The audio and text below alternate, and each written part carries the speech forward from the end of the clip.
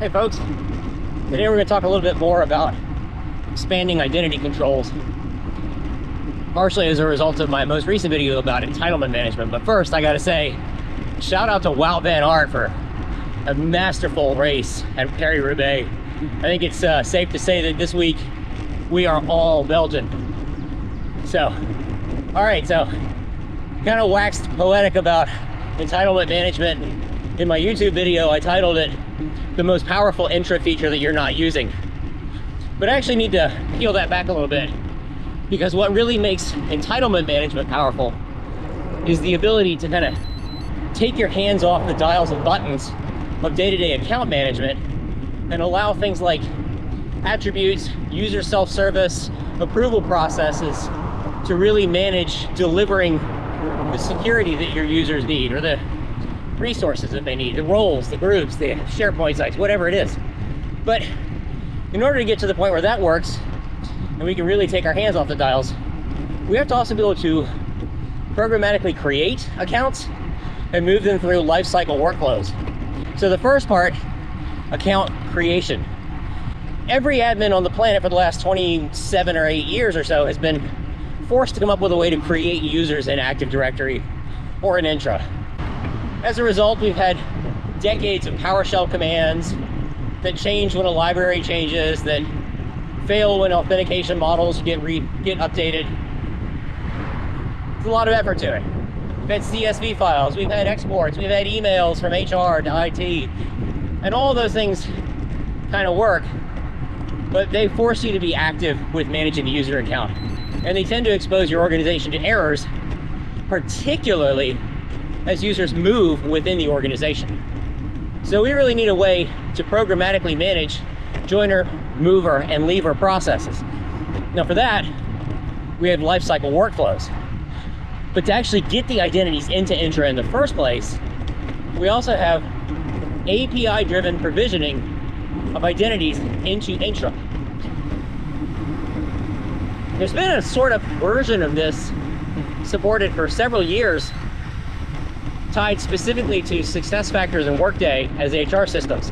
But a couple years ago, Microsoft expanded that support and actually abstracted it into its whole service layer, API-driven provisioning of users, as an enterprise app in your Entra environment. As an enterprise app, you can connect it to any HR system that has a web-facing front end. And inside of that enterprise app, you can define all of your attribute rules, the transforms for those attributes, what they map from and to. And then you can actually do multiple enterprise apps to connect to multiple HR systems if you're supporting a really complex organization. The other thing I said in the entitlement management video is that it's the most powerful feature you're not using. Yeah, this is that actually. Because I've been demoing this capability now since it was announced, and I have yet to see anybody who's using it. And this really takes away a lot of the opportunities for error, for misconfiguration, for gaps in identity management. Because not only do you get whatever HR says is true, but you also get things like employee start date, employee termination date.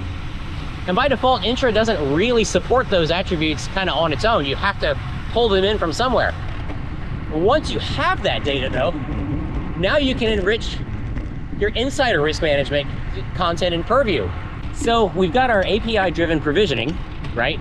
We'll pull the user in, create the account. Then we want to actually do something with lifecycle workflows. Again, joiner, mover, and leaver processes. I can tie it to time-based attributes like that now magically available user start date if I want to, and say, hey, 7 days before that start date, let's assign a license and disable the account. So now we've got the account created. We have 7 days to chase whether or not there are appropriate number of licenses, and the account is not an active attack surface. Pretty cool. Then the user's been there for a while. It's time for them to change roles in the organization.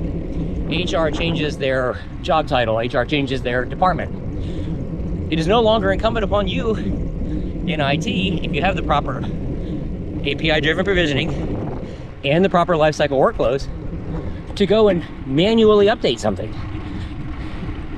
Maybe one of the things that you actually update as part of a lifecycle workflow is which entitlement or access package gets deployed to that user based on that move, that transition. What gets taken away, all that kind of fun stuff. And then, because it is joiner, mover, and lever processes, we can also automate what happens when a user departs, including taking the license away or parking the account for a period of time, 90 days if you want to, whatever your audit requirements are, retention requirements. But between those three capabilities, right? So we have API-driven provisioning, passes the account to lifecycle workflows to do something with it, passes the account to entitlement management, maybe if you want, or you can layer that in again to lifecycle workflows. But basically, if somebody in your organization can define the job roles and create the access packages, then the entire lifecycle workflow process is really just moving users from one access package to another.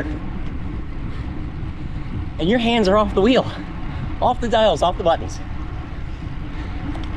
That complete breakfast right there, those three products, completely take me out of the day-to-day account management in the organization.